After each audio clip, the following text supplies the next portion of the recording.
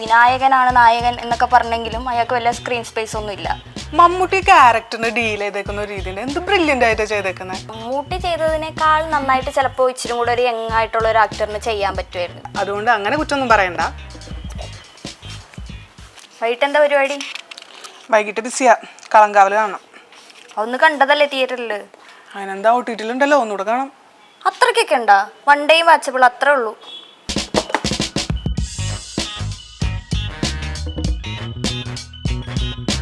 കളങ്കാവൽ നല്ല ക്ലാസ് പടം തന്നെയാണ്, എസ്പെഷ്യലി മമ്മൂട്ടി. അയാളുടെ ഒരു ആക്ടിങ് ലെവലും പിന്നെ ആ ക്യാരക്ടറിനെ ചൂസ് ചെയ്തിട്ടുള്ള രീതിയും. ഇത്രയും പൈശാചികമായിട്ടുള്ള ഒരു ക്യാരക്ടറിനെ ഇത്രയും സ്റ്റാർ വാല്യൂ ഉള്ളൊരു നടൻ അവതരിപ്പിക്കാന്ന് വെച്ചാൽ ഇറ്റ്സ് നോട്ട് കോമൺ. മമ്മൂട്ടിയുടെ കാര്യമൊക്കെ ശരിയാ, ഇതുവരെ കാണാത്തൊരു ലുക്കിലാണ് മമ്മൂട്ടി വന്നേക്കുന്നത്. പക്ഷെ ഉണ്ടല്ലോ, ക്രൈം സീനിൽ മാത്രമല്ല ഫുൾ സിനിമയിൽ മമ്മൂട്ടിയുടെ വില്ലനിസം ആണ് കാണുന്നത്. ഈ റൊമാൻസ് ഒന്നും അത്ര വർക്കായിട്ടില്ല. പിന്നെ നമ്മളെ ഈ സിനിമയിലേക്ക് ഭയങ്കരമായിട്ട് ഇൻവോൾവ് ചെയ്യിപ്പിക്കുന്നില്ല. ഇത്രയധികം സ്ത്രീകളെ കൊല്ലുന്നത്, എന്നിട്ട് പോലും അവരുടെ ഒരു എന്താ പറയുക, അവരോട് നമുക്കൊരു വൈകാരിക അടുപ്പമൊന്നും തോന്നുന്നില്ല. ജസ്റ്റ് വരുന്നു, അവരെ കൊല്ലുന്നു, പോകുന്നു. അതുമാത്രമല്ല, അയാൾ എന്തൊരു പൈശാചിക കുറ്റകൃത്യമാണ് ചെയ്യുന്നത്. പക്ഷെ ആ കഥാപാത്രം ആവശ്യപ്പെടുന്ന വയലൻസോ അങ്ങനത്തെ ഒന്നും ആ സിനിമയിൽ കാണാനില്ല. ചിലപ്പോൾ മമ്മൂട്ടി സമ്മതിക്കാത്തതുകൊണ്ടായിരിക്കും, പുള്ളി അത് വേണ്ടെന്ന് പറഞ്ഞുകൊണ്ടായിരിക്കും അത് ഒഴിവാക്കിയത്. പിന്നെ സിനിമ മുഴുവൻ മമ്മൂട്ടിയാണ്, പുള്ളീനെ മാത്രം ഫോക്കസ് ചെയ്തിട്ടാണ് ആ സിനിമ വന്നിരിക്കുന്നത്. പുള്ളിയുടെ ക്ഷീണമൊക്കെ നല്ല വ്യക്തമായിട്ട് അതിൽ മനസ്സിലാവുന്നുണ്ട്. അത് പറഞ്ഞാൽ അതിനെ ശരിയാവുന്ന പുള്ളിയുടെ ക്യാരക്ടർ അല്ലേ അതിൽ മെയിൻ. വില്ലനാണെങ്കിലും മമ്മൂട്ടിയാണ് അതിൽ മെയിൻ ക്യാരക്ടർ. അപ്പോൾ പുള്ളീനെ ഫോക്കസ് ചെയ്ത് തന്നെയല്ലേ പടത്തിന് പോകാൻ പറ്റുള്ളൂ. പിന്നെ മറ്റ് ക്യാരക്ടേഴ്സും അടിപൊളിയായിരുന്നു. ഇപ്പോൾ ശ്രുതി ആണെങ്കിലും രജീഷ ആണെങ്കിലും നന്നായിട്ട് ചെയ്തിട്ടുണ്ടായിരുന്നു. പിന്നെ വിനായകൻ ഭയങ്കര ഡിഫറെൻ്റ് ആയിട്ടുള്ള ഒരു പോലീസുകാരൻ, നല്ല അടക്കും ഒതുക്കുമായിട്ട് പുള്ളി അവതരിപ്പിച്ചിട്ടില്ലേ. പക്ഷെ എനിക്ക് വിനായകൻ്റെ ക്യാരക്ടർ അത്ര കൺവിൻസിങ് ആയിട്ട് തോന്നിയില്ല. അയാൾ തന്നെ ഒരു ഇൻ്റർവ്യൂവിൽ പറയുന്നുണ്ട്, എന്നെ പിടിച്ചു കെട്ടി അഭിനയിപ്പിച്ചത്. അത് കറക്റ്റാണ്. ഇതിൽ നന്നായിട്ട് പെർഫോം ചെയ്യുന്ന എത്ര സിനിമകളുണ്ട് വിനായകൻ. പോലീസായിട്ട് തന്നെ ഒരുത്തിയിലൊക്കെ എന്താ അടിപൊളി പെർഫോമൻസ് ആയിരുന്നു. അത് വെച്ച് നോക്കുമ്പോൾ ഇതിൽ പല സീനിൽ വിനായകൻ ഒരു പോലീസുകാരനാണെന്ന് പോലും തോന്നിയിട്ടില്ല.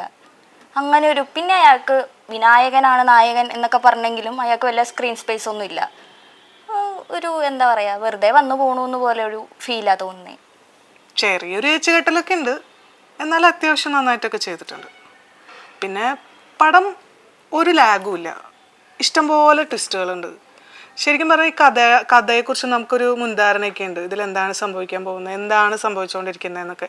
എന്നിട്ട് പോലും പടം നമ്മളെങ്ങനെ പിടിച്ചെടുത്തും അല്ലേ. ലാഗിൻ്റെ കാര്യം സമ്മതിക്കുന്നു, ലാഗൊന്നുമില്ല. പിന്നെ ഇതിങ്ങനെ സംഭവിച്ചൊരു കാര്യം ഇങ്ങനെ പറഞ്ഞു പോകുന്നു എന്ന് അങ്ങനെ കാണുമ്പോൾ തന്നെ നമുക്കൊരു ഡോക്യുമെൻ്ററി പോലെ ഫീൽ ചെയ്യും.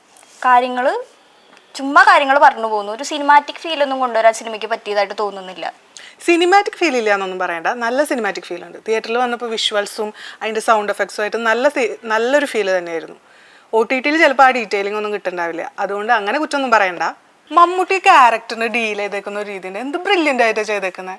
ആളുടെ ഓരോ കൊലപാതകങ്ങളും കൃത്യവും സൂക്ഷ്മമായിട്ട് ചെയ്യുന്ന ഒരു കൊലപാതകി പുള്ളിയാണ് ആ ക്യാരക്ടർ ചെയ്തത് എന്നുള്ളതുകൊണ്ട് മാത്രം നമുക്ക് ആ വില്ലനോട് ഒരു ചെറിയ ഇഷ്ടമൊക്കെ അങ്ങനെ തോന്നും.